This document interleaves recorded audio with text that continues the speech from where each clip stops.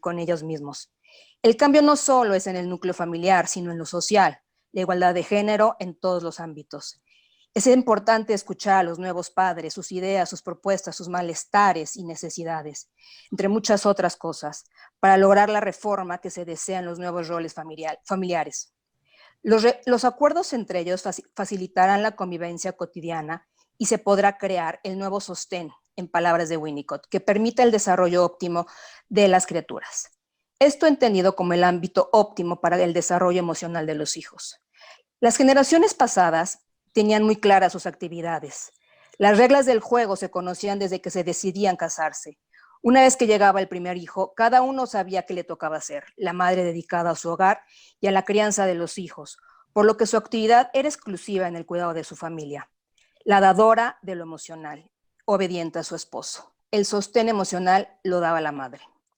Por su parte, el padre debía prestar protección a su mujer y a sus hijos. Salía a trabajar y era proveedor de lo económico. Él llevaba el dinero a su casa para cubrir las necesidades, representando la ley y el orden, además de que tenía privilegios adicionales por estar fuera de casa. El rol de género puede entenderse como el conjunto de experiencias y expectativas acerca del comportamientos sociales apropiados para las personas que poseen determinado género.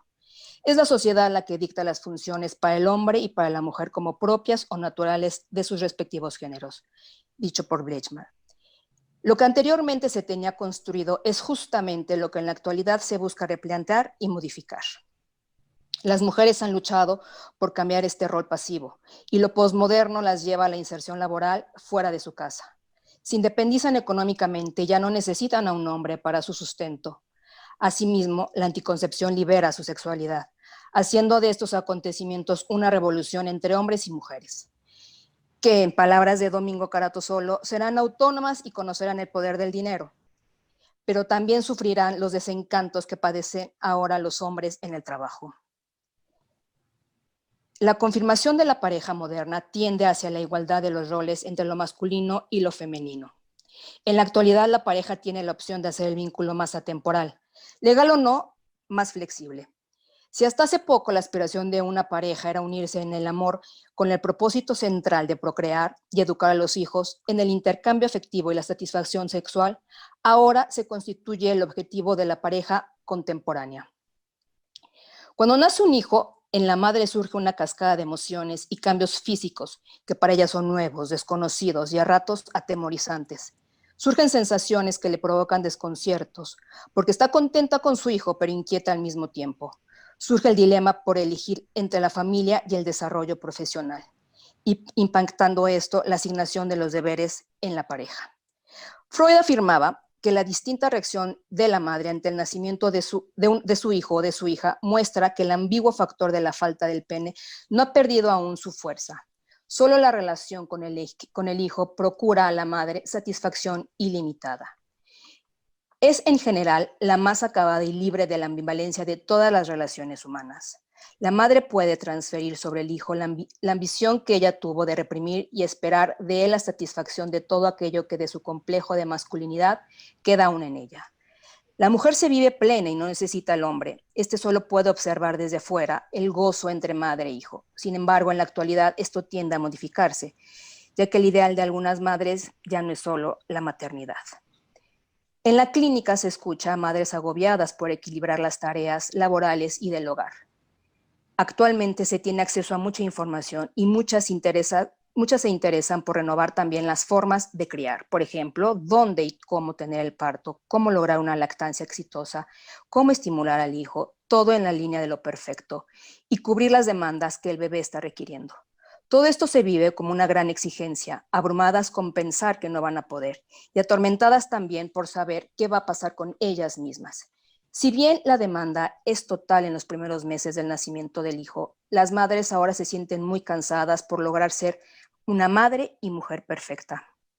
Para Winnicott, la madre va a ser la creadora del sostén, el cual es fundamental en el desarrollo emocional del hijo. Ella está preparada para una experiencia en la cual sabe perfectamente bien cuáles son las necesidades del bebé. Pero en estos tiempos se observa a las madres estresadas ante la maternidad, exigen ayuda de su pareja en estos menesteres. Los apoyos sociales actuales también impiden que las madres trabajadoras puedan compaginar el desarrollo profesional y la maternidad. En México, como en muchos otros países, para generar más dinero se necesita también trabajar más horas para escalar en puestos directivos y para cubrir los gastos. Así, los dos miembros de la pareja tienen que salir a trabajar a jornadas completas. Entonces, el dilema es quién cuida, atiende y educa a los hijos. Dentro de lo que se denomina el desarrollo emocional primario, la madre contiene antes de que el hijo se conozca a sí mismo y a los demás. Es entonces que la función de la madre es tan importante que lo contiene literal y en forma figurativa. Y en ese encuentro con el otro, donde se habilitan procesos tales como el pasaje de lo sensorial, perceptivo, químico a la representacional relacional, posibilitando la entrada a la vida somática y a la subjetividad y poder diferenciarse de los demás. El sostén es de suma importancia en el desarrollo del hijo. La madre es la que se presenta una y otra vez para satisfacer y alimentar en todos los aspectos al hijo. Este momento es muy importante y provoca una situación de aislamiento con el mundo. Solo existe madre e hijo. Esta relación es tan fuerte entre ellos dos, pero es muy necesaria. Y el padre ante esta situación tiene que esperar afuera. Sin embargo, su acompañamiento es muy importante para la madre. Los deseos de llegar a ser la madre perfecta origina que se reprima la intuición en la maternidad. Se busca permanentemente un modelo de mujer impecable y equilibrado entre lo familiar y lo laboral. Las madres que trabajan no pueden hacer todo y pagan para que otros cuiden de sus hijos. Esto las atormenta y las hace sentir culpables porque su deseo es estar más tiempo con sus hijos, pero también quieren su realización profesional. Son grandes los retos en materia de políticas públicas para buscar en la sociedad el equilibrio en las familias. El hombre también busca modificar ciertos patrones y estar más involucrado con sus compañeras en los cuidados del hijo. Es importante descartar así cómo el cuidado de la madre es fundamental en el desarrollo óptimo del hijo. Así también es de gran aporte el cuidado, los mimos, la presencia del padre en la crianza del hijo. Lo que se busca es que el sostén se construya entre los dos. Si la pareja está alineada y se apoya mutuamente, será más fácil educar, saber cuáles son los valores que se quieren enseñar, hacer consciente que la participación de los dos contribuye en el óptimo desarrollo del hijo. En este sentido, Freud nos decía que las funciones de la crianza que nos parecen por excelencia femeninas tampoco se asocian solamente a los animales de una manera regular a un solo sexo femenino. En especies muy adelantadas se observa que ambos sexos también se distribuyen las tareas del cuidado de las crías. Se considera que lo masculino es activo y lo femenino pasivo. El macho persigue a la hembra, estés apresada. Sin embargo, hoy día se observa un gran esfuerzo por parte de los hombres para dedicar más tiempo a sus hijos, apoyar en los deberes domésticos y apoyar a su pareja en su desarrollo profesional fuera de la casa. Pero parece que romper los estereotipos de género tomará su tiempo para lograr que ellos participen más en el cuidado de los hijos, aunque ya se observan algunos avances. Modificar los antiguos modelos es el gran desafío que poco a poco irá redefiniendo los deberes dentro del núcleo familiar. Esta transformación ha iniciado y está provocando una crisis en la pareja, ya que se necesita del mutuo apoyo para poder desarrollarse profesionalmente y equilibrar el cuidado de los hijos. Las madres trabajadoras protestan que además de trabajar fuera de casa, continúan con el cuidado exclusivo de los hijos. Se sienten poco apoyadas por sus compañeros y la desigualdad en el trabajo permanece. Pero existen otras que llegaron a la maternidad teniendo un trabajo fuera de casa y tomaron la decisión de dejarlo por un lapso de tiempo para dedicarse en exclusiva a las labores del hogar. Y la crianza. Entonces, estas también viven de igual manera una situación y una maternidad muy estresante. Por eso es importante que busquen espacios donde puedan hablar y hacer consciente su frustración, insatisfacción, cansancio, y así puedan encontrar las respuestas a sus malestares. Se organicen de la mejor manera y soliciten de forma clara el apoyo que necesitan. De acuerdo a la teoría del psicoanálisis, la identificación es la construcción del sujeto, hace que los padres formen su modelo de crianza de acuerdo a lo que ellos recibieron de los propios, aunque en muchos de los casos no quisieran repetir las mismas formas en las que ellos fueron educados. Esta identificación, hasta que no se haga consciente, se seguirá repitiendo de manera espontánea e inconsciente, a pesar de los esfuerzos por no hacerlo, por lo que con frecuencia se entra en conflicto consigo mismo y con la pareja.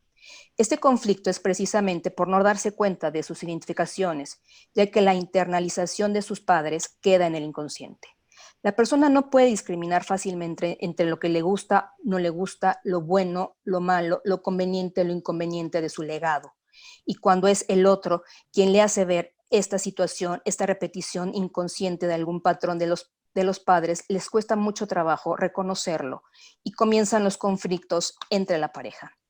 Desde su óptica, cada uno dará la mejor propuesta para criar al hijo, no siendo siempre bien recibida por el otro, lo cual genera malestar en la convivencia diaria en la pareja.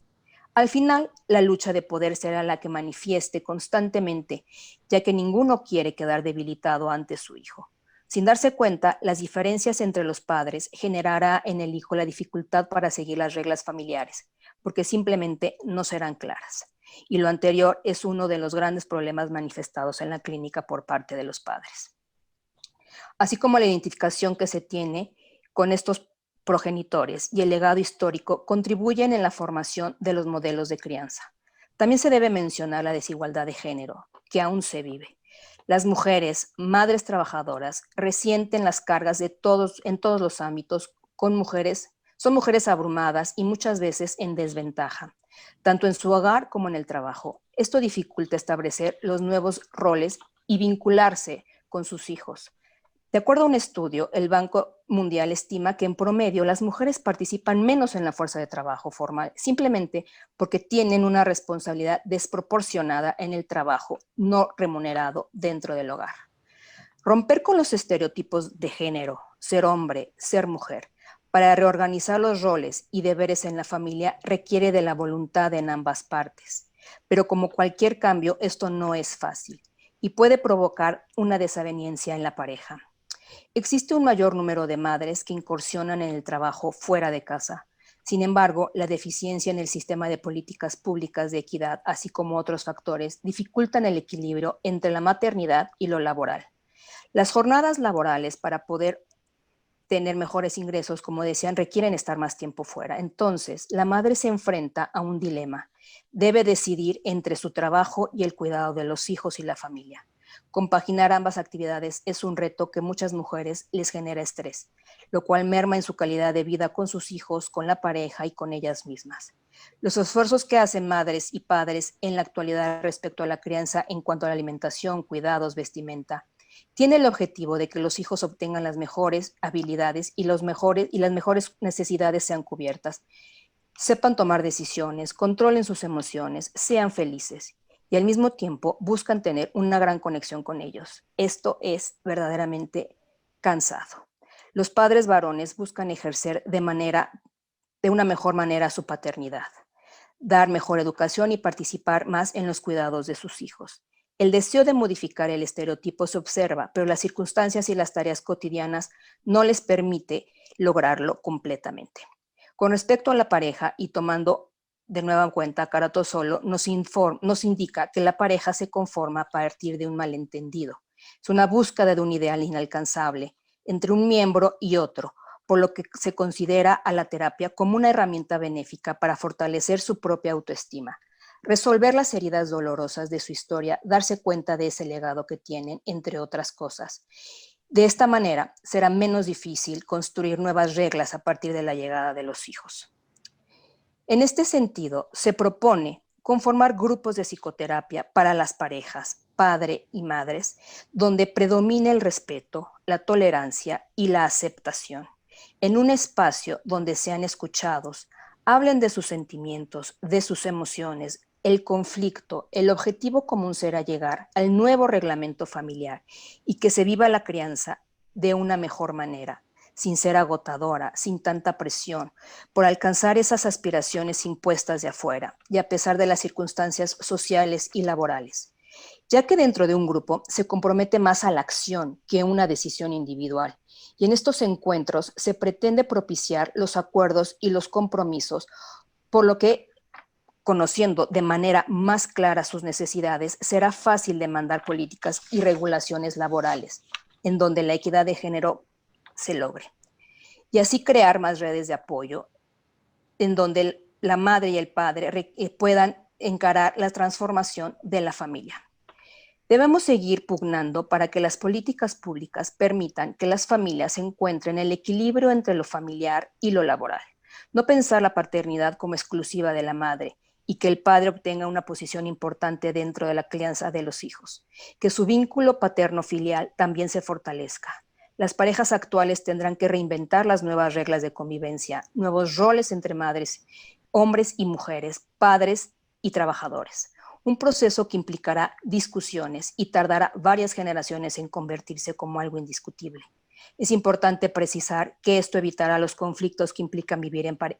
Más bien, es precisar que esto no evitará los conflictos que implican vivir en pareja. Sin embargo, se buscará que las mujeres puedan encontrar espacios para su desarrollo profesional y estar tranquilas en el tema del cuidado de los hijos, contando con el apoyo de sus parejas. El objetivo es que las familias gocen de una mejor calidad de vida y las nuevas generaciones se beneficien en pro de la equidad de género en todos los ámbitos. Muchas gracias, Mariana. Me parece que nos estás hablando de muchas cosas que es importante ir reflexionando, ir pensando. Me gustaría darle paso a Mayerly Vargas.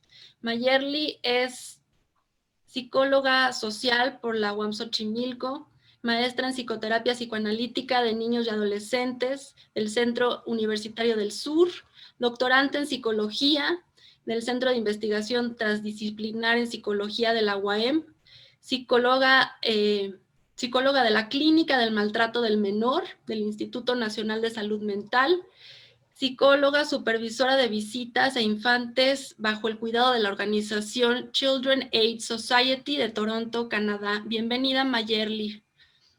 Buenas noches, es para mí un gusto estar compartiendo con ustedes y dialogando. El trabajo que presento el día de hoy se llama Violencia de pareja hacia la mujer y sus efectos intersubjetivos en la función materna.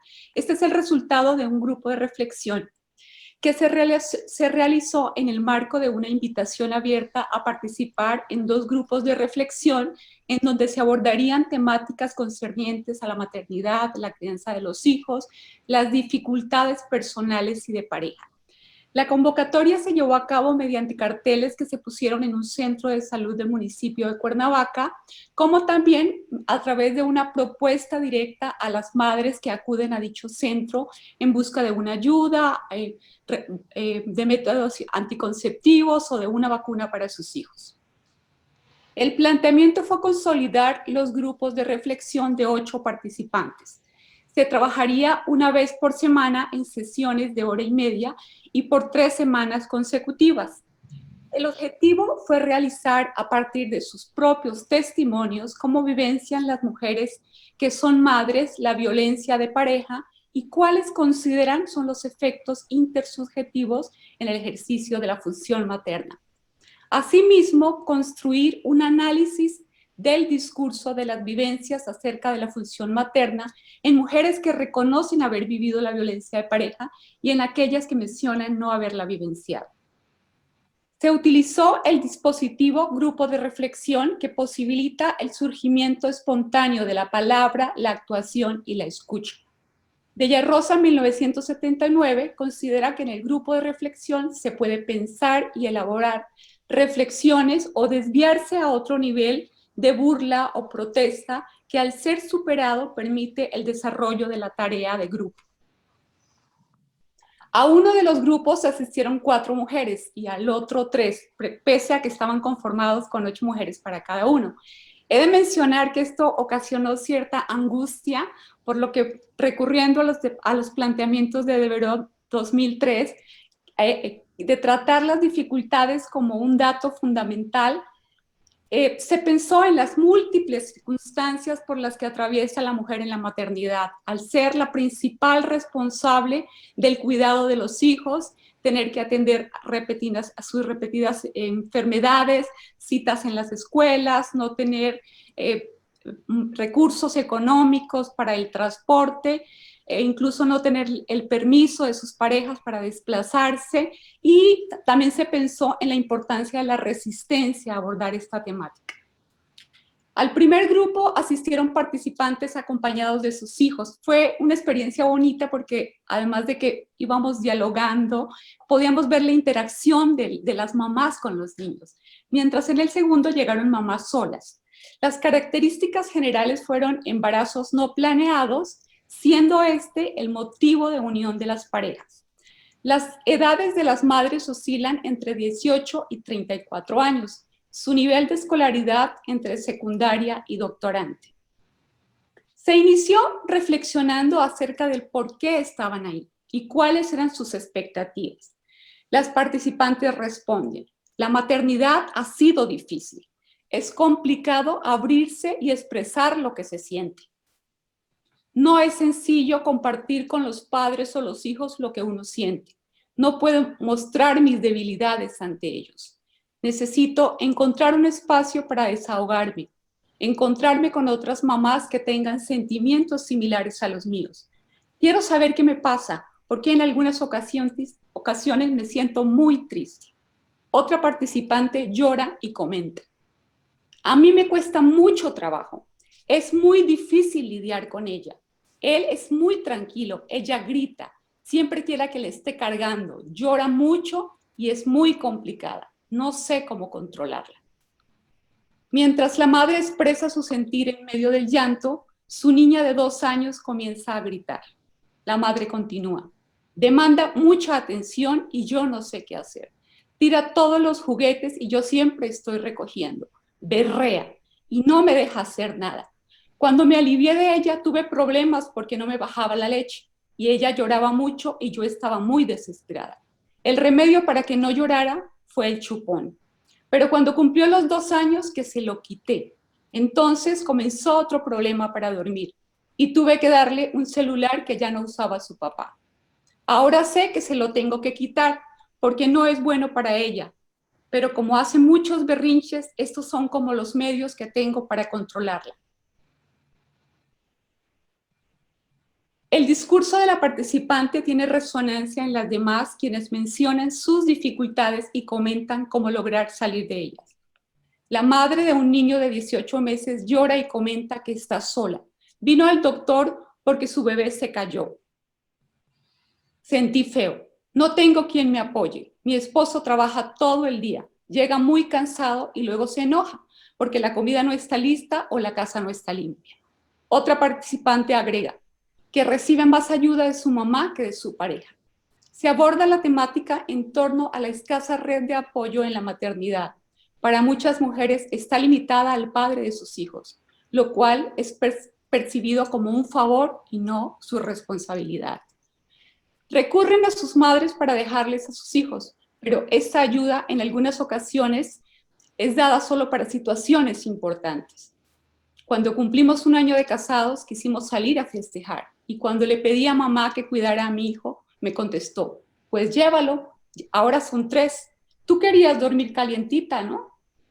Ante este anhelo de volver a ellas, se sienten culpables y anteponen la necesidad de sentirse indispensables en la vida de sus hijos y de sus parejas. Hablan de lo difícil que significa dejarlos en otras manos. Tienen la sensación de que nadie los va a cuidar como ellas. Se plantea la temática de las peleas conyugales y consideran que se pelean como todos. Ante la pregunta ¿qué es pelearse como todos?, una de ellas responde: una vez se cayó mi hija de la andadera y yo dije, no, se va a enojar. Él es así, como que tú estás solo en la casa y lo único que haces es cuidarla. No se deben caer, no les debe pasar nada. Y le salió un chichón. Le hablé a una amiga y me dijo, ponle miel y azúcar. Le dije, es que él va a llegar y se va a enojar. Entonces, cuando él iba a llegar, le puse maquillaje. Ya ella se me cayó cuando tenía 2 meses. Él se enteró y me dijo, no puede ser posible. Y esa fue la pelea más fuerte que hemos tenido.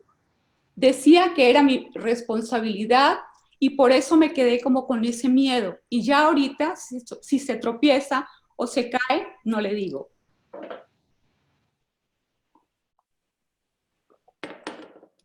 La conversación gira en torno a cómo ellas provocan las peleas. Cuando reclaman, contestan, no cumplen con lo esperado, comentan que las problemáticas personales de sus esposos y las carencias afectivas primarias son la causa de su descontrol, haciéndose presente la tendencia a la autoinculpación y la necesidad de exculpar a sus parejas. Chodorow, 1984, menciona que las cargas simbólicas de la masculinidad y la feminidad han estado marcadas por el sistema de relaciones entre los individuos de una sociedad, sustentadas en los mitos, tabúes, creencias, tradiciones y costumbres, reforzadas por la religión, la familia y la escuela. Han creado procesos relacionales fuertemente estructurados que legitiman la discriminación y la exclusión de la mujer. La naturalización social de dichos roles construye la diferencia entre los sexos, justificada a partir de la diferencia sexual anatómica, que determina al varón como fuerte, dominante, agresivo e inteligente, mientras que a la mujer se le considera débil, pasiva, obediente, inhibida. La identificación a través de estos referentes socialmente asignados que clasifica dicotómicamente y que valora actitudes, comportamientos y cualidades según los géneros, favorece las relaciones de poder y de sumisión establecidas histórica y culturalmente. Bourdieu, 2000, considera que la violencia simbólica se ejerce sin coacción física, por medio de las diferentes formas simbólicas que configuran las mentes y dan sentido a la acción. La violencia de pareja hacia la mujer se legitima a partir de pautas, prácticas y representaciones sociales y culturales que se inscriben en los cuerpos, haciendo difícil identificar la violencia que se vive de manera sutil, suave y que pareciera invisible, pero que incide en lo profundo de quien la vive. Las prácticas intersubjetivas que se desarrollan en el núcleo familiar están impregnadas de esas representaciones inscritas en los cuerpos.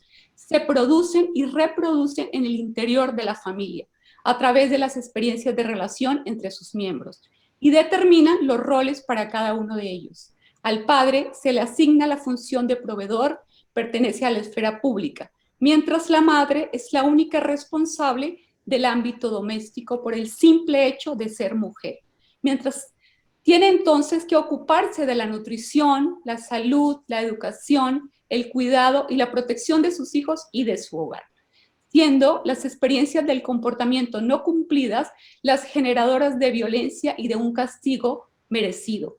Al respecto, una de las participantes menciona: yo siempre pensaba que él en algún momento iba a cambiar.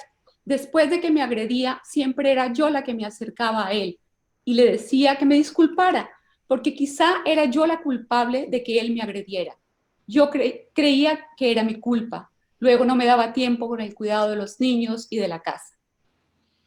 El rol doméstico asignado a la mujer permite visibilizar múltiples dinámicas de abuso y discriminación que ha vivido en las sociedades patriarcales. Pareciera entonces que es un designio natural.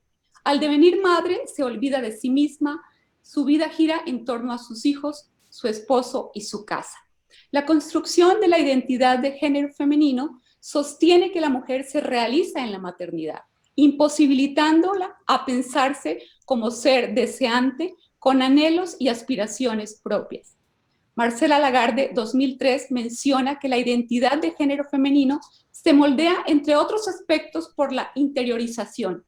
La mujer encuentra un sentido en ser para los otros. La introyección del sistema de dominación masculina y sumisión femenina se reproduce en las relaciones de pareja, permitiendo el control del hombre sobre la mujer, mismo que se hace evidente dentro y fuera del hogar. De esa manera, algunos hombres imponen modos de vestir y de relación. Dentro de las constantes en el discurso se identificó un alto umbral de tolerancia a los episodios violentos, percibidos por muchas de ellas como problemas de pareja normales. los empujones, las burlas, los insultos, los gritos, las humillaciones, golpear en las paredes y a las puertas, las críticas, el chantaje, los celos, las exigencias, el control económico y de sus vestimentas, la prohibición a seguir estudiando o trabajando y la obligatoriedad a tener relaciones sexuales cuando no lo desean. Esto y más es considerado parte de las obligaciones maritales que puede convertirse en detonante de infidelidades. La naturalización y la negación de este tipo de eventos violentos tiene causas de orden individual, cultural y social y funcionan como mecanismos disciplinarios tendientes a modificar la conducta a través de la imposición y el castigo. Es tan normal pensar en la violencia que ante la pregunta ¿su esposo la ha violentado? La respuesta es gracias a Dios no lo ha hecho. Otro de los aspectos reiterativos en sus discursos fue el sentimiento de aislamiento y soledad en el que viven. Manifiestan que el trabajo del hogar, el cuidado permanente y continuo de sus hijos, las posibilidades económicas, la inseguridad, la prohibición de sus parejas no les permiten desarrollar actividades placenteras tales como visitar a sus familias y amigos y ya ni pensar en otras cosas tales como tener espacios para ellas, realizar ejercicio, cuidar su aspecto personal. Según Agoff, Rahaf y Herrera 2006, el aislamiento social constituye un factor de riesgo vinculado a la violencia de género. Una de las madres menciona, estoy sola, como que nadie me busca, y si de repente me pasara algo, nadie va a saber, pero si es que no tengo a nadie, solo a mi esposo y a mis niños. En la narrativa acerca del ejercicio de la función materna, entendida del psicoanálisis como la capacidad de satisfacer las necesidades físicas y emocionales del bebé, pero también la facultad de frustrar para permitirle transitar de la dependencia absoluta a la independencia, apreció la constante de querer saber si están siendo buenas o malas madres, acompañado de un sentimiento de culpa por no tenerles paciencia, por no ser el modelo de madre perfecta, por sentir enojo, rabia, frustración, dirigida hacia sus parejas, hacia sus hijos y hacia ellas mismas. El reconocimiento del malestar que genera la maternidad se confronta constantemente con los ideales maternos impuestos por la cultura. Es fundamental señalar que cuando la maternidad se vive rodeada de episodios violentos, se experimenta temor, miedo, angustia, depresión y estrés permanente, por lo que la mujer no puede ser empática para interpretar los signos que le permitan responder a sus necesidades y a las de sus hijos. Ayer estamos cercanos al tiempo. Unos minutitos y ya termino. Una de ellas menciona, yo vivía una relación de violencia permanente con mi primera pareja y cuando nació mi hija entendí que si no me movía podía morir. Yo veía a mi hija y nos quedábamos viendo, entonces ahí me cayó el 20 y eso me llenó de fortaleza. Cuando uno es madre es responsable de los ambientes que uno habita con sus hijos y a mí lo que me sacó de ahí fue pensar que no era solo yo y que tenía a mi cargo otra existencia. Y como mamá tenía que salvarla a ella y eso implicaba salvarme a mí. Sin embargo, la relación con esa hija es muy diferente que con la chiquita que tengo ahora. Con ella me siento realizada. En algunos casos, un hijo le permite a la mamá movilizarse a tomar decisiones con respecto a seguir siendo objeto de violencia o no. Las vicisitudes de la maternidad ocasionan un sentimiento de hartazgo, manifiestan extrañar sus espacios, sus tiempos, quisieran recuperar y hacer lo que les gusta, porque consideran que eso repercute en la crianza de sus hijos. Mencionan que sueñan con la posibilidad de cambiar de rol, ellas salir a trabajar y ellos quedarse en la familia. Dentro del grupo de mujeres que participan en los grupos reflexivos, solo 2 admitieron haber sido víctimas de violencia de pareja alguna vez en su vida. Una continúa viviendo episodios violentos con su compañero sentimental y tiene dificultades en el ejercicio de la función materna. Sin embargo, no lo reconoce. La segunda fue canalizada a una institución encargada del programa de violencia, de allí a la fiscalía, en donde hicieron caso omiso por no tener lesiones visibles. Finalmente, la participante toma la decisión de contarle a sus padres y abandonar a su esposo. Las demás participantes viven y han vivido violencia física, psicológica, sexual y económica por parte de sus compañeros. Sin embargo, lo consideran normal. No obstante, en la última sesión, una de ellas menciona que estos incidentes no deberían ser vistos como normales y que el día anterior se lo pudo decir a su esposo. Concluimos diciendo que las participantes perciben a sus parejas y a la función materna como fuentes de imposición y agresión. La violencia de pareja hacia la mujer altera la relación vincular madre e hijo, manifiesta en su poca tolerancia, en la dificultad de responder adecuadamente al cuidado y protección, como también en la irritabilidad de los menores al no encontrar una respuesta adecuada a sus necesidades, lo que puede desencadenar en situaciones de maltrato infantil. Es primordial visibilizar las consecuencias y el impacto de la violencia en el ejercicio de la función materna para que la culpabilización no recaiga sobre las mujeres. De igual forma, es necesario crear espacios de reflexión para mujeres que permitan acceder a la palabra, a la escucha y a la acción. Gracias, Mayerly. Sin duda, el tema de la violencia, los efectos que tiene, pues son fundamentales para poder entender qué nos pasa como mujeres, como madres. Me gustaría dar la bienvenida ahora a Alina Watson Gartz. Ella estudió Ciencias de la Comunicación por la Universidad de Anáhuac. También es maestra en Orientación y Terapia Familiar de la Universidad de las Américas, docente y miembro del ILEF, miembro de la Asociación Mexicana de Terapia Familiar y del Consejo Mexicano de Terapia Familiar. Alina nos va a platicar pues una historia que me parece que también pues revela mucho de lo que vivimos como mujeres. Bienvenida, Alina, al Congreso de AMPAC 2020.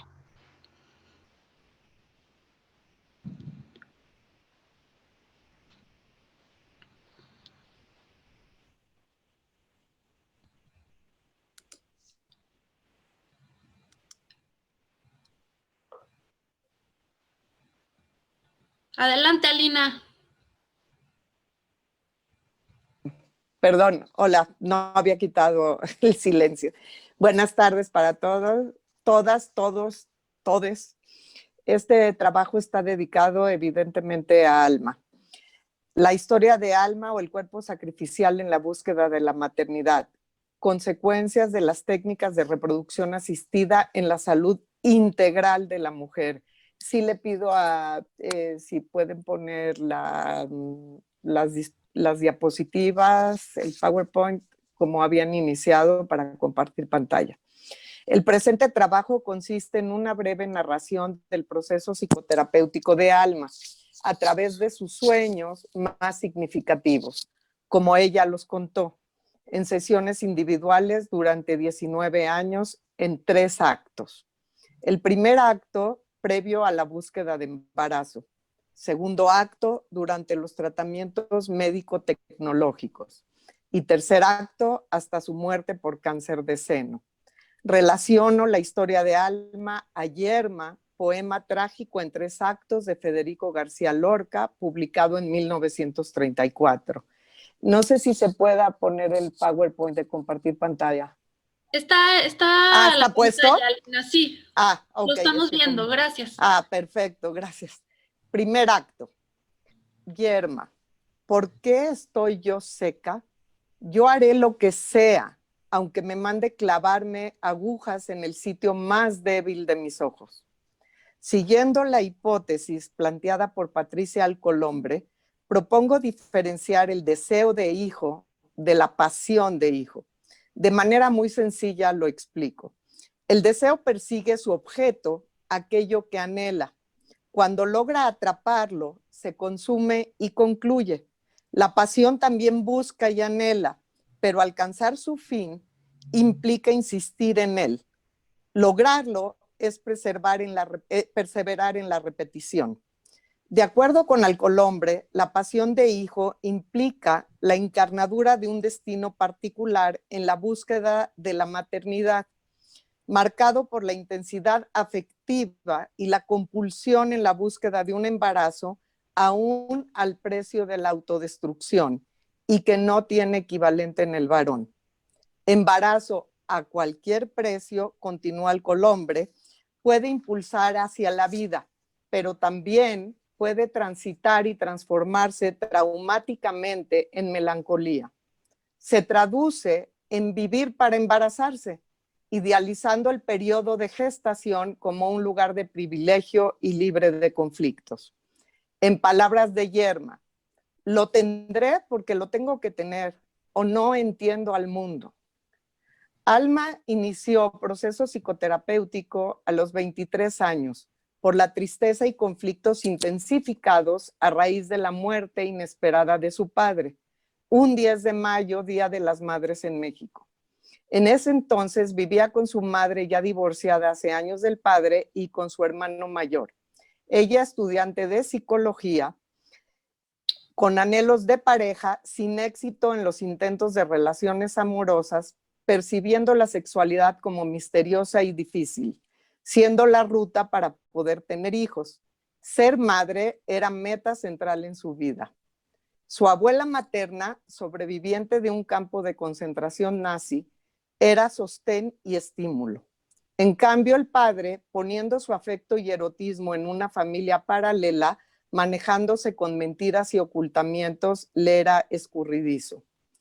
Alma, muy interesada en el proceso de los sueños, quería hacer su tesis de licenciatura sobre el tema.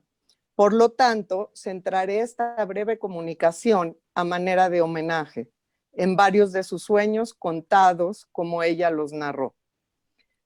Primero, soy un bebé. Me veo pidiéndole pecho a mi madre para ser alimentada. Me veo prendida al seno, pero mi madre está mirando a otro lado. Segundo, estoy en el baño. Veo mi cuerpo desnudo. Estoy sentada en el excusado y miro cómo salen de mi vagina lombrices. Sé que estoy parasitada y me horrorizo. Este sueño lo comunica días después de su primera relación sexual diciendo: fue un trámite, la virginidad me estorbaba. En este periodo intenta tener novios. Sucedía después de una sola cita que anunciaba a la familia y a los amigos con bombo y platillo que pronto se casaría. Tenía fantasías continuas de que estaba preñada aunque menstruaba. Con frecuencia compraba pruebas de embarazo. Comienza una relación con un colega que tiene pareja y reiteradamente se imagina que él le contagiará SIDA. Sabe que no la quiere, pero continúa con la relación. Se vive transgresora y eso lo interpreta como ser libre. Aunque trabajamos mucho respecto al tema de cómo se castigaba en sus pensamientos y fantasías, sintiéndose parasitada de lombrices y enferma de SIDA, su conducta continuaba compulsiva, sin pausas, para buscar afecto y sexualidad que ella deseaba de manera integral. No lo lograba. Volviendo a Yerma. Los hombres tienen que gustar. Yo me entregué a mi marido, contesta ella, por él y me sigo entregando para ver si llega un hijo. Y la vieja le dice, y resulta que estás vacía. Y Yerma, no, vacía no, porque me estoy llenando de odio. Segundo acto. Comienza el periodo de sus tratamientos de reproducción asistida que nombraré como TRA. Alma decide que antes de cumplir 35 años tiene que embarazarse y ser madre soltera, ya que no pudo hacerlo en pareja. Tiene un amigo novio casado y con hijos que opina en contra de sus intentos. Hace 4 inseminaciones comprando el esperma en uno de los 2 bancos que había en ese entonces en la Ciudad de México. Quería que el donador fuera judío. Buscaba ese dato entre los pocos que ofrecían. El primer intento resultó en un embarazo extrauterino y aunque no era viable, lo vivió como estar preñada. A pesar de consejos de familia y amigas cercanas, continuó con el mismo médico. Ninguna inseminación resultó. Luego inició en Estados Unidos intentos de fertilización in vitro pidiendo el esperma por mensajería y aceptando más hormonas para cada proceso. Este fue un periodo de sufrimiento y esperanza. Alma no pudo parar ni por un par de ciclos, motivada por el sistema médico cómplice que, vendiéndole la tecnología cada vez más avanzada y plena de promesas, la invitaba a continuar sin nunca mencionar la importancia de su salud integral o señalarle los riesgos que corría con cada tratamiento. Es muy importante resaltar el modo en que el discurso médico crea significados sociales con relación a los tratamientos de reproducción asistida y que insiste en la modificación de las incide en la modificación de las costumbres. O quizás, como indica el lema, el discurso médico supera ampliamente el ámbito interno, a su ámbito interno médico, y coloniza los significados sociales de la esterilidad y la reproducción.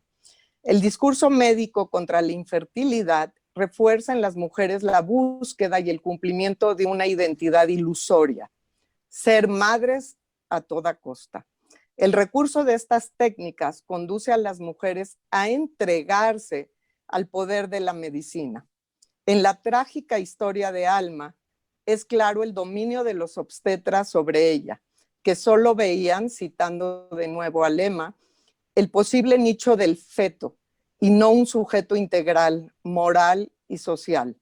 Solo una posible futura madre con recursos económicos para pagar los tratamientos. Volviendo a Yerma, no soy una casada indecente. Yo sé que los hijos nacen del hombre y la mujer. Ay, pero si los pudiera tener yo sola. Elijo de este periodo 5 sueños. El primero, llegaba yo al consultorio del doctor con la muestra del esperma en un botecito en mi mano. Yo estaba a tiempo para la cita, pero el doctor no llegaba y yo temía que el esperma se echara a perder. Segundo sueño de este periodo. A mi casa entraba un hombre que yo no conocía. Se metía a mi cuarto y agarraba todas mis llaves. Pensaba que la seguridad en mi departamento resultaba pésima. Trataba de ver el rostro y los rasgos de ese hombre y no podía. Me enojaba mucho por la invasión a mi privacidad. Tercero, tengo un bebé. No me explico cómo llegó, pero estoy feliz. Todos estaban sorprendidos. Asumo que soy madre soltera. Llamo al doctor y le pregunto, ¿cómo es que menstrué cada mes y estaba embarazada? Era un bebé varón y no tengo nombre pensado, pues solo había elegido nombres para niña. Cuarto, tú, mi terapeuta, me decías en tono severo, espero tengas claro la inconsciencia que hiciste. Y continúa narrando. Aparecía mi vecina con su hija, una bebé negrita, y me explicaba que su donador había resultado sorpresivamente negro. Alma varias veces me ocultaba que había hecho otro intento más de fertilización in vitro porque no quería que yo la detuviera. Cito a Ascensión Cambrón Infante. No se trata de desterrar las promesas. De lo que se trata es de no confundir ideológicamente las narraciones de promesas de los tratamientos de reproducción asistida con una descripción de la realidad. Quinto sueño. Estaba aquí en tu consultorio, decía Alma, en mi sesión de terapia, y entraba al baño. Me sentaba en el excusado y dejaba la puerta entreabierta para que tú vieras. Sangraba mucho. Te decía, me siento tranquila porque la sangre se va a quedar en tu consultorio y la vas a cuidar. Tercer acto. Hasta su muerte por cáncer de seno. Yerma. Cuando tenga la cabeza atada con un pañuelo para que no se me abra la boca y las manos bien amarradas dentro del ataúd, en esa hora me habré resignado. Durante este periodo, Alma narra sueños que tratan de cómo está siempre fuera de lugar, de no llegar a tiempo al aeropuerto o sufrir por no llevar el equipaje adecuado. La madre muere repentinamente de complicaciones respiratorias. Ella se siente culpable por no haberla cuidado lo suficiente, dado que estaba dedicada a perseguir un embarazo a cualquier costo. A mí, terapeuta, me operan de emergencia para quitarme la matriz y un ovario. Me llama ella cuando yo estoy hospitalizada para decirme que decidió irse a checar una bola que tenía en el seno y que no le había mencionado a nadie. Y además que el doctor se la había quitado en su consultorio, no en quirófano, como debería haber procedido. Estaba muy lastimada. El diagnóstico resultó devastador, un cáncer feroz. Así, todos sus recursos restantes de salud, económicos, de tiempo, se vuelcan a los tratamientos contra la enfermedad para intentar salvarse. Cuando ya estaba ella ya sin un seno, con heridas abiertas que no cicatrizaban, sin cabello, con la piel de brazos y piernas dañada, con dificultad para caminar y comer, me narra el siguiente sueño. Ya no en el consultorio, sino en su casa. Voy sola en mi coche. Aunque es un auto de modelo reciente, está muy maltratado.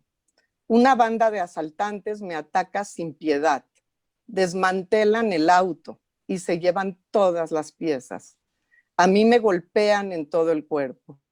Me defiendo lo más que puedo, pero me siento débil y agotada.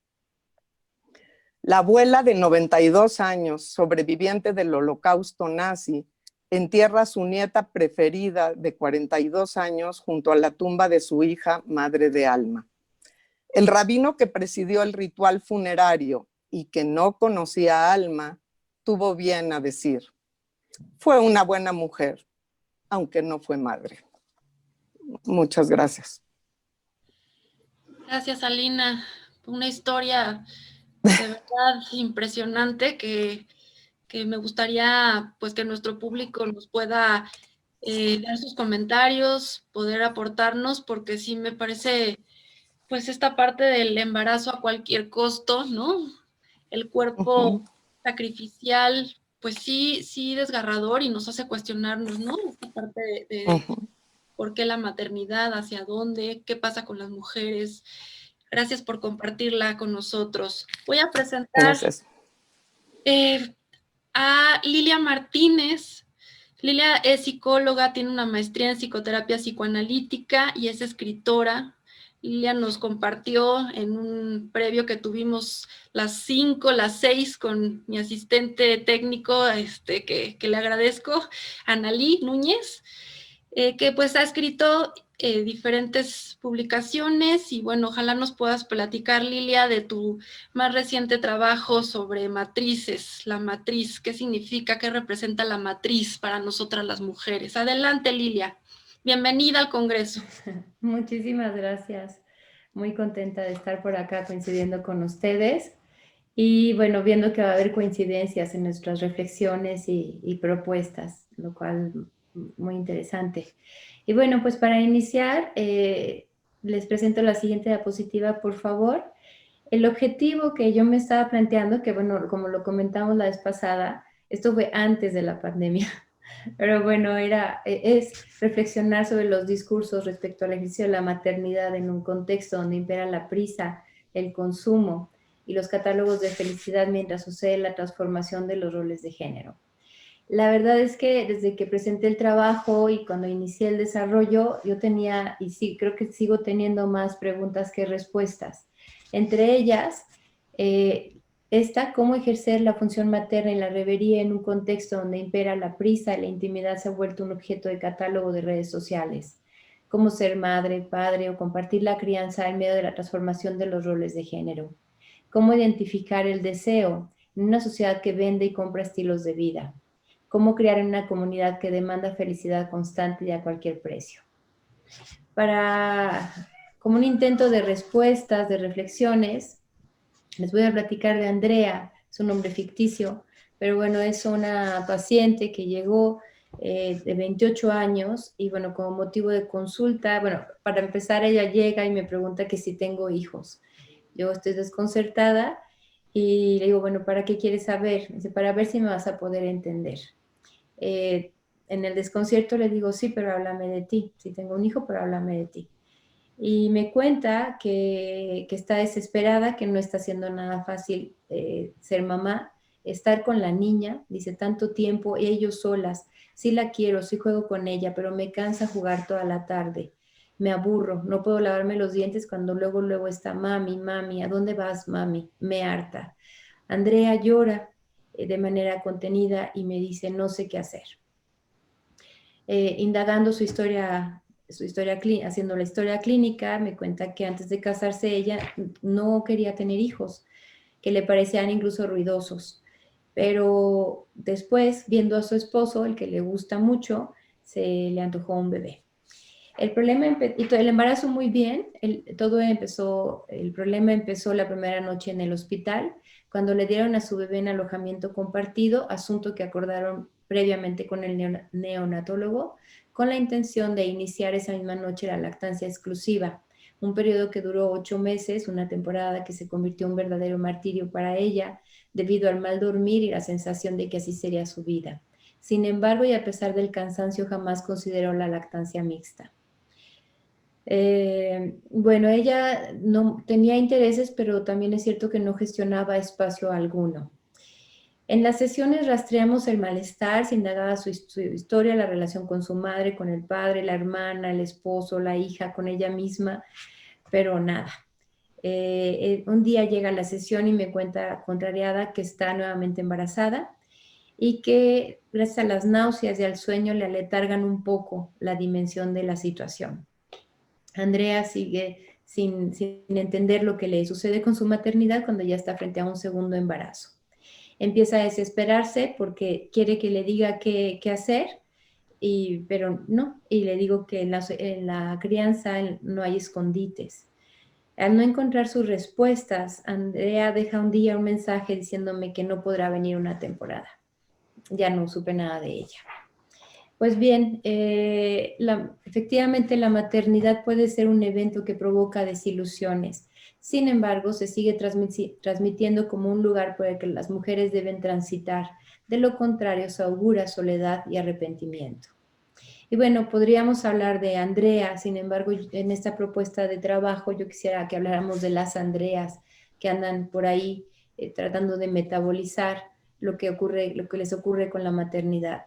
Y también que hablemos de las terapeutas como yo, que se quedan sin respuestas. Bueno, en este sentido, retomando las preguntas, yo quisiera hablar de la función Reverie, bueno, más que la función que la conocemos. ¿En qué año surgió la función Reverie? Se la debemos a Bion y él nació en el 63, un periodo junto con el aparato para pensar. Nació en los años 60, década de movimientos sociales, entre ellos la lucha contra el racismo, la obtención del voto de la mujer, los movimientos estudiantiles y el feminista. Un periodo con mucho rock and roll, hippies buscando amor, paz e inaugurando la revolución sexual. A su vez, los artistas pop criticando el consumo y las mujeres liberándose de los roles estereotipados. Paralelamente, en el 63, Betty Friedan publica La mística de la feminidad. Ella describe la frustración y la desesperación de una generación de amas de casa con estudios universitarios que se sentían atrapadas e insatisfechas. Vale la pena mencionar que un par de años anteriores se iniciaron los trabajos para defender los derechos de la infancia a través de convenciones internacionales. Por su parte, Winnicott, en los años 40, expuso los estudios sobre el bebé y su mamá, que conocemos, a la madre suficientemente buena, un referente que sigue vigente. Lo llamativo es que también él habló del padre o del tercero sostenedor, nada más que él no tuvo tanta prensa y no lo conocemos tanto. Bueno, lo que podemos concluir es que hay una narrativa histórica que ha dejado solas a las madres en la función de crianza. Hoy, 60 años después de Bion, en casi 80 de Winnicott, hablamos de hiperconsumo, del mundo líquido, de la fragilidad de los vínculos, de la intimidad expuesta como espectáculo, y por mucho que se ha criticado la prisa, la inmediatez y la saturación de las agendas, la vida cotidiana se sigue trazando con ello. Hay Prisa, en el contexto actual, hay premura y urgencia para llegar a donde no sabemos, pero llevamos prisa. Por otro lado, las mujeres, en este asunto de los roles estereotipados, del cuestionarlos, las mujeres han salido de sus casas para el espacio público. Sin embargo, esto no se ha traducido en relaciones y negociaciones familiares democráticas y equitativas. El trabajo doméstico y la crianza siguen sin visibilizarse y sin remunerar. Y encima de todo, la doble jornada se ha malinterpretado como un talento multitask. Igualmente, se ha normalizado la ausencia de los padres que dejan solas a las madres, entre ellas un alto índice de adolescentes, así como madres de niños y niñas con discapacidad, a las que sí les vamos a pedir que sean madres suficientemente buenas. Por otro lado, vale la pena notar que para este 2020, la generación que está en esta supuesta etapa reproductiva de 25 a 35 años son los millennials, nacidos entre el 80 y 2003. Un estudio en Nueva York en el 2018 reveló que el 17% de las chicas embarazadas de 17 a 25 años en los 90 ya mostraban un ánimo deprimido. Después, la generación que estaba embarazada de 2012 al 2016 aumentó estos índices de malestar. Estaban sufriendo más durante el embarazo. Los investigadores señalaron no están seguros de las causas del aumento de la depresión y se le atribuyeron al ritmo acelerado de la vida moderna y la falta de sueño, pero eran factores de depresión en la juventud nada más, no como en esa población en específico. Bueno, como dato paralelo y curioso, pues también valdría la pena notar el aumento de las clínicas de reproducción asistida.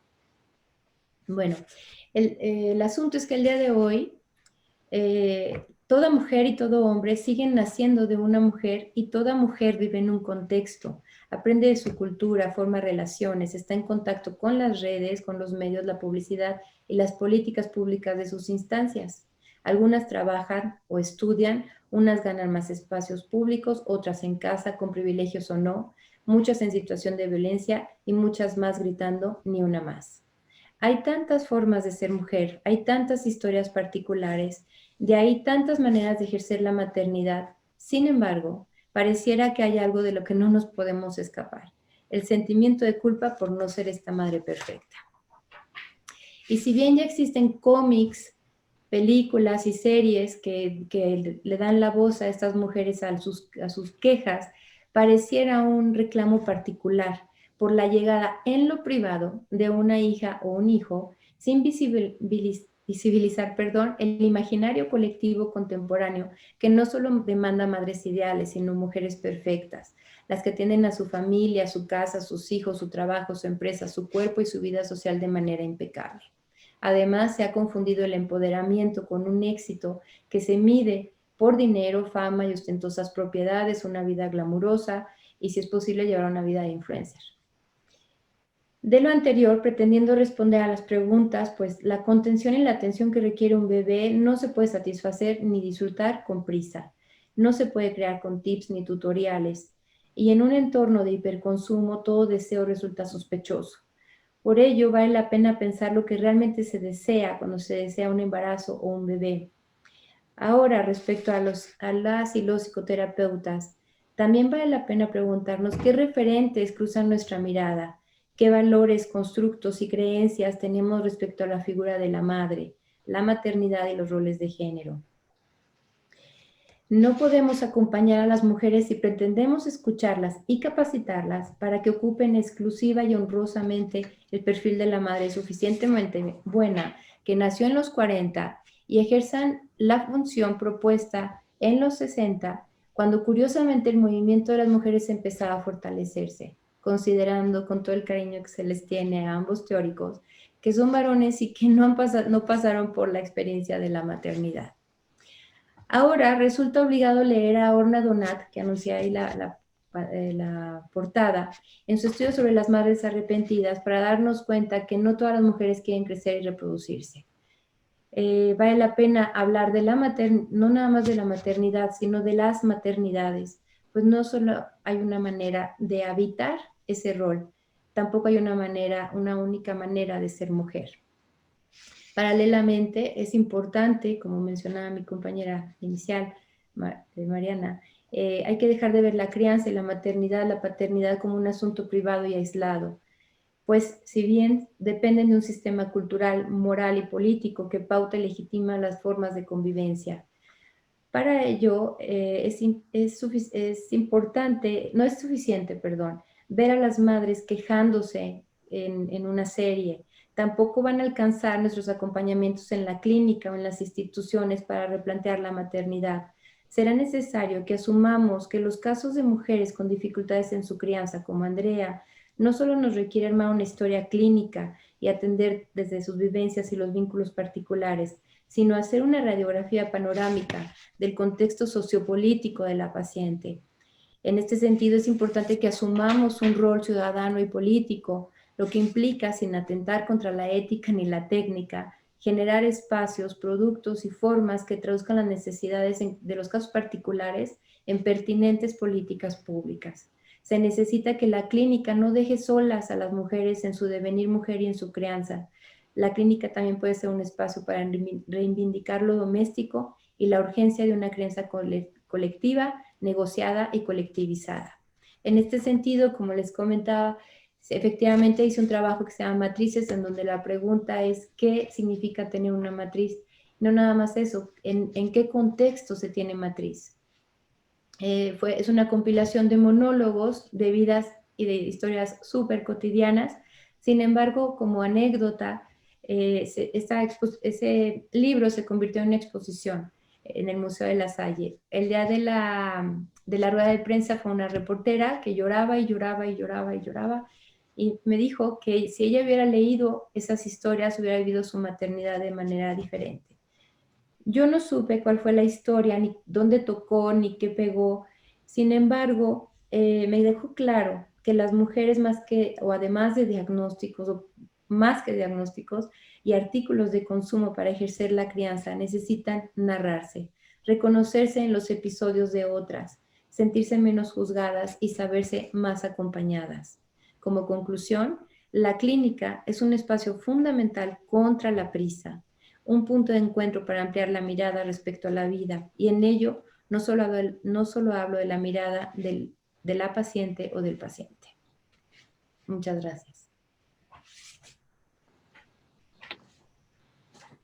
Definitivamente, pues estamos todos muy emocionados con sus trabajos. Estoy viendo los comentarios de las personas que nos están viendo, de los asistentes. Mucho impacto de hombres, de mujeres. Me parece que estamos hablando de pues de un punto delicado que me parece que nos toca a todos y que de alguna manera pues nos hace reflexionar mucho sobre qué está pasando, ¿no? Esto de la prisa, esto del mundo de correr, de tener que llegar rápido a todo y de perder pues a veces lo verdaderamente importante, ¿no? Y cómo estamos las mujeres, las madres, pues en una cultura llena de pues de ideales, de expectativas, que nunca son suficientes, ¿no? Esta parte que decía a Lilia que Winnicott y Bion son hombres y no tenían esta parte, pues que a lo mejor, pues desde el lado de las mujeres podemos de alguna manera leer distinto, y bueno, esto de nunca ser suficientes, me parece importante reflexionarlo. Me gustaría leerles un poco qué nos está diciendo pues el público, ¿no? En general, pues todos los trabajos les han parecido muy interesantes. Nos preguntan, Carmen Guzmán pregunta, me parece muy acertado el hablar acerca de la pareja posmoderna y la crianza y considerar los cambios de funciones y roles también para aquellos que eligen no ser padres. No sé si alguien de ustedes quisiera comentar algo sobre esto. ¿Qué pasa con los cambios de funciones? Alina, tienes tu micrófono apagado. Quizá mis compañeras puedan comentar de las funciones en particular, pero a mí lo que me provoca mucha curiosidad a raíz de las preguntas y los trabajos es cómo ha cambiado y transitado desde los roles a bancos de esperma, a bancos de óvulos, a vientres subrogados. O sea, hay un salto en donde quizá, como decían en el conversatorio de la tarde, hay que movernos de paradigmas epistemológicos que tenemos entendidos porque es otro universo. No estamos hablando ya de la pareja binaria, heterosexual, blanca. Estamos hablando de parejas que, o no parejas, como en la historia triste de Alma o las Andreas, o sea, pueden ser muchas configuraciones. Entonces, yo simplemente para ampliarlo, sé que nos cuesta mucho trabajo porque tenemos todavía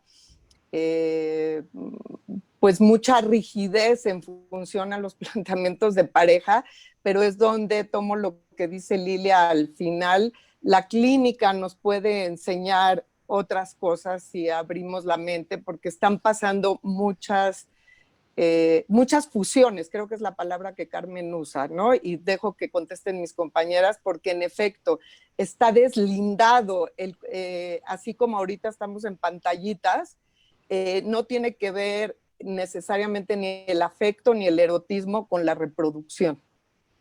La reproducción ya está en otro lugar. Entonces, ¿cómo se van a asumir los roles de paternidad o maternidad o colectivos, ¿no? Creo que es muy inquietante y muy interesante cómo lo podemos pensar y repensar. Claro, me quedo pensando en estos cambios de paradigmas, lo que dices, ¿no? ¿Alguien quiere comentar algo sobre esto? Mariana. Sí, mira, un poco en la respuesta de la pregunta, efectivamente, las parejas en la modernidad y en la actualidad buscan la trascendencia y la modificación de cómo están conformadas. Si bien, como dice Alina, el fin único de estar en una pareja ya no es procrear, ¿no? Ya se tendría que buscar y replantear esos nuevos roles, las nuevas conformaciones, ¿no? Hablando un poco como de la conferencia anterior, que ya las parejas se conforman entre gays, ¿no? Toda esta modificación que ya se tiene y romper estos paradigmas es lo importante, y efectivamente a mí me parece, por eso es mi propuesta, que los grupos, la terapia, nos ayuda a tener más tolerancia y a que esas parejas vivan más en función de su tranquilidad y aceptación, de que así es como quieren conformarse y estar tranquilas, y que al momento de salir a la sociedad esté el respeto por estas nuevas conformaciones, ¿no? Ok. Muy bien, tenemos ahorita a que estás platicando, Mariana, un comentario para ti. Dice, buen trabajo, Mariana, revisando la perspectiva actual desde lo social, lo relacional y la clínica. Para Alina, interesantísimo el trabajo de Alina, felicidades. Nos preguntan también, indudablemente Alma se topó con la negligencia médica. Sin embargo, no todo es así. Y nos dice nuestra asistente, y creo que también depende de la estructura de la mujer al obsesionarse de esto, ¿no? A este grado. ¿Qué opinas? No, por supuesto, por eso le pongo la historia biográfica particular de Alma, que así como mencionó Lilia, las Andreas, hay muchas almas que están disponibles, así como lo cita Patricia Alcolombre, a buscar el embarazo, no importa el costo, inclusive de su muerte, ¿no? De la autodestrucción. García Lorca, que era un genio literario, plantea esto en Yerma en 1934. No hablábamos de reproducción asistida y sin embargo de la pasión y de lo que implicaba la necesidad de maternidad. Desde luego no hablo en general de la reproducción asistida, pero sí he encontrado en los últimos, digamos, 15 años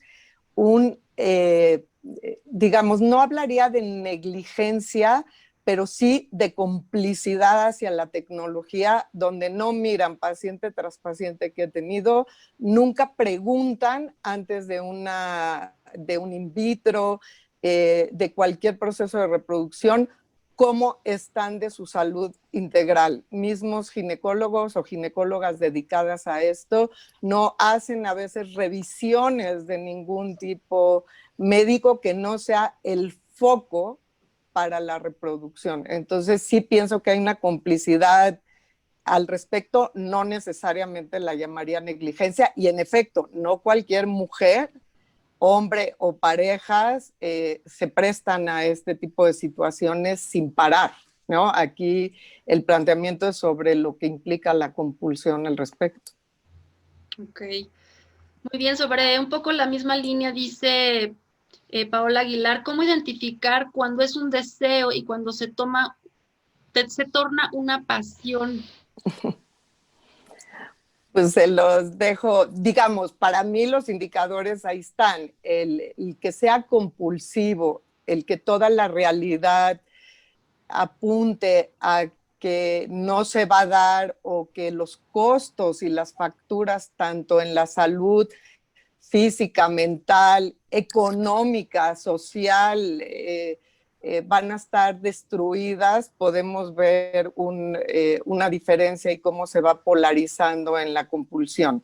Ahora, la renuncia, así como lo mencionan en otros trabajos respecto al consumo o a los roles, es algo de lo que está más difícil hoy en día, renunciar. Cómo se les plantea a estas generaciones que hay cosas o sucesos que no se pueden, que hay una restricción, que hay un límite. Digamos, los últimos trabajos que salen de esto es ¿cómo quieres tus huevos hoy? Es decir, los óvulos, ¿los quieres congelados? ¿Con qué tipo de congelación? No importa que sean óvulos que ya tienen 40 años de vida, sean pocos, tú ten esperanza, páganos la mensualidad para tenerlos congelados, ¿no? O sea, siempre hay, a nivel tecnológico es impactante, pero creo que de lo que plantean mis compañeras, lo difícil en todos los niveles es también aceptar las renuncias. ¿Qué pasa con el ciclo de vida, aunque vivamos muchos más años, ¿no? Creo que lo mencionaron todas, aparte de la situación intersubjetiva de las violencias. Digamos, yo incluiría las violencias médicas o también masculinas y femeninas de las mujeres queriendo reproducirse a todo costo por los introyectos de la valorización de la maternidad. Totalmente de acuerdo. Sí. Me gustaría, para que no se nos vaya, muchos comentarios de felicitaciones hacia ustedes, ¿no? Agradecimiento a todas pues, por sus aportaciones, especialmente a Lilia Martínez. Lilia, interesante revisión y reflexión ante el momento actual de muchas mujeres que deciden o las deciden ser madres, te dicen. ¿Quieres comentar algo sobre esto?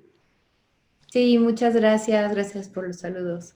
Y qué bueno que fue de interés el trabajo. Y en ese sentido, sumándome a la pregunta anterior, al comentario de Alina, esta parte del deseo, reitero que sí en este contexto de consumo todo deseo es sospechoso. Y eso lo escribió Bauman hace un rato, ¿no? El deseo y las ganas, así lo escribió. Entonces, ahí está lo importante de los procesos de realmente hacer la pregunta en el espacio analítico, decir realmente qué se quiere, qué se está buscando, cuál es ese vacío que luego se llena con esta metáfora tan dolorosa de que menciona Salina a través del dolor, ¿no? El vacío lleno de odio, perdón, de odio. Ajá. Y al final, porque no nada más es la historia personal, porque si no las últimas palabras de Alma hubieran sido diferentes, ¿no? O sea, hay un contexto que efectivamente, como bien dicen en este comentario, embaraza también. Entonces, pues es una temporada de que hay que hacer muchas preguntas y generar los espacios, pero sí con una escucha para ver si en esa escucha y en esta mirada nuestra no estamos también embarazándolas o, no sé, promoviendo esta plenitud o la isla de la fantasía. Muy bien, hay otra pregunta de Norma Elena Vidaurri que nos dice, la crisis actual pone la atención en relaciones familiares y configuraciones vinculares de pactos y contratos, ¿Qué procesos transitan para dessujetarse y co-construir relaciones más justas y equitativas? A ver si Mayerly, que nos habló específicamente de grupos de la parte intersubjetiva, ¿qué nos puedes decir? Sí, evidentemente la problemática más grande es la construcción de relaciones asimétricas, ¿no? Es donde la mujer y el hombre se viven de forma diferente. Si la maternidad se asumiera como de dos, ¿no? De dos o con los otros que estén, que no necesariamente tiene que ser la pareja, puede ser una amiga, puede ser la mamá, creo que sería muchísimo más fácil, ¿no? Entonces, obviamente, estas mujeres viven, su función es cuidar cuando ellas no están siendo cuidadas, cuando ellas no se cuidan, no tienen espacios para cuidarse y no tienen un otro que las cuide. Entonces creo que la clave está justamente en que las relaciones las estamos viviendo de forma asimétrica, ¿no? Y no hay posibilidad para las mujeres viviéndola de esa forma, ¿no? Ok. Más preguntas para Lina en el sentido de ¿qué pasa con las madres que tienen triates por inseminación? Te preguntan. Bueno, no quisiera yo contestar así en específico, no tengo la menor idea porque cada biografía va a ser precisamente el espacio clínico que hablamos de rescatar, clínico y colectivo y político, en eso estoy sumamente de acuerdo porque esto tiene todo que ver con la biopolítica. ¿Qué deseo tiene una mujer? Quería embarazarse de 3, de 2, ¿de quién?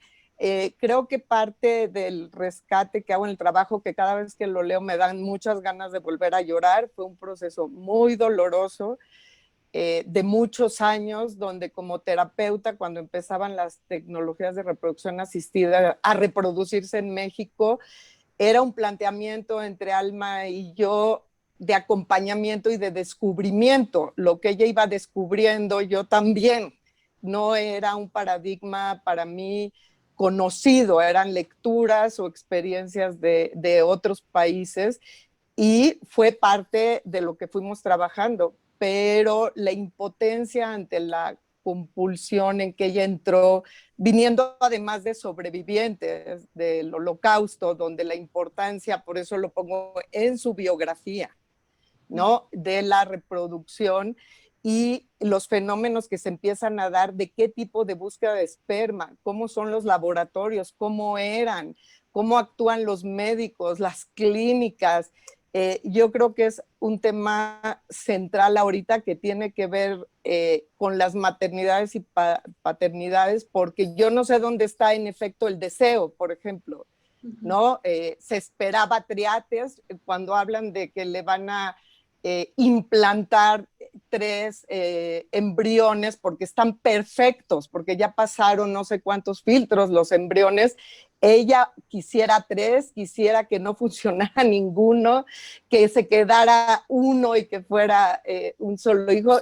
Cada historia no deja de apasionar y a inquietar mucho cómo están funcionando, porque no hay tiempo para las reflexiones. Los doctores me refiero no solo en masculino, no hay tiempo para eso, ¿no? Porque la reproducción apremia. Sí, sí, me parece que nos estamos quedando ya casi estamos sobre el tiempo, pero me gustaría un poco poder cerrar con esto que mencionan todas, que tiene que ver con el tiempo apremia, no hay tiempo, no hay que hacerlo rápido, el reloj biológico nos está persiguiendo, eso genera pues más presión, ¿no? Más sentimiento de tener que pues correr, ¿no? Y me parece importantísimo, al final Lilia acaba reflexionando sobre nuestro papel como terapeutas, ¿no?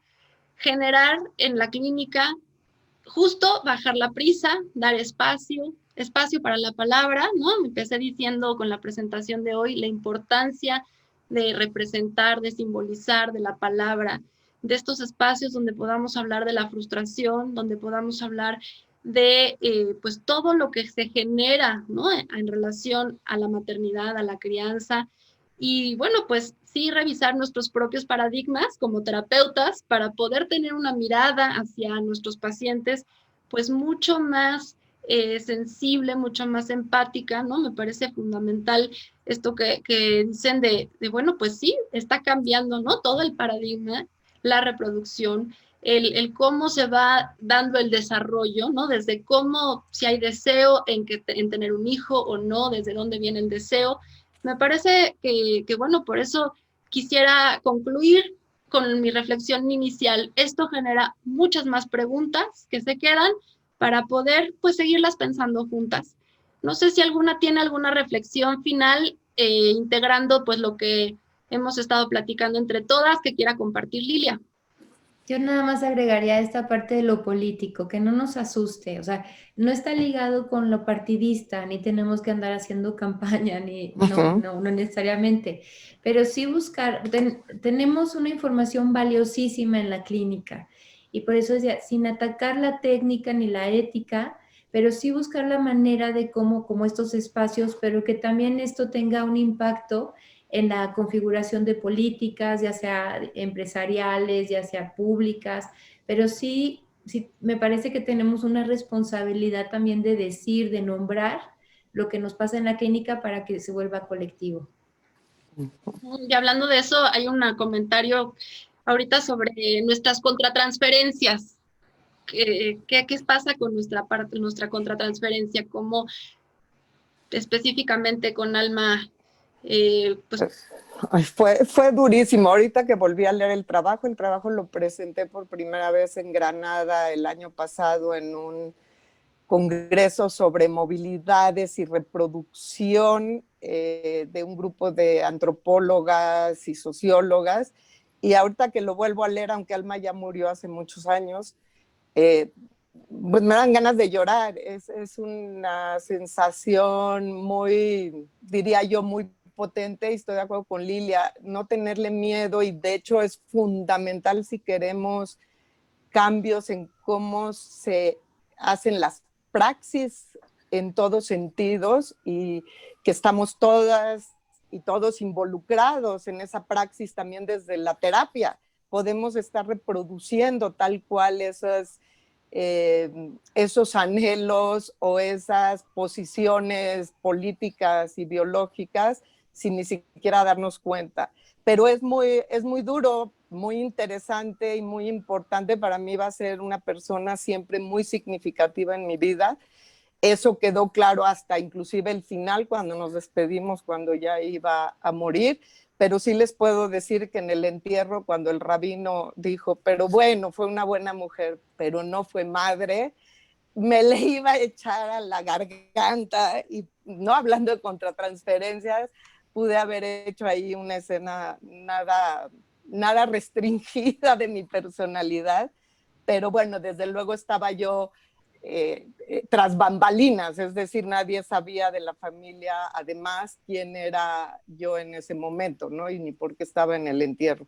Pero creo que simboliza para muchos y muchas qué implica el que no fuera madre, ¿no? Y cómo su valorización como persona en ese momento quedaba anulada, sobre todo como mujer. Muy bien, gracias. ¿Alguien más quiere alguna reflexión final para... Ay, perdón. Mariana. Un poco de la contratransferencia que hablabas, Amara, pues la verdad es que nos lleva a tener la empatía y a poder sentir a nuestros pacientes. La verdad es que el núcleo de la terapia que decía Lilia, la verdad se convierte también en este espacio como uterino, como secreto, como entre esta relación que tenemos con nuestros pacientes, y claro que la contratransferencia nos lleva a empatizar y sentir con ellas y con las parejas. Bueno, un poco esta propuesta que hablábamos de los grupos, de escucharlos, y pues sí es valiosísimo que esto trascienda, ¿no? El escuchar todas estas propuestas, escuchar todas estas solicitudes de los pacientes que puedan trascender a una transformación más allá del consultorio, me parece que sí sería un poco más bien la propuesta y lo que da como la esperanza de que pueda hacerse un cambio verdadero, ¿no? Muy bien.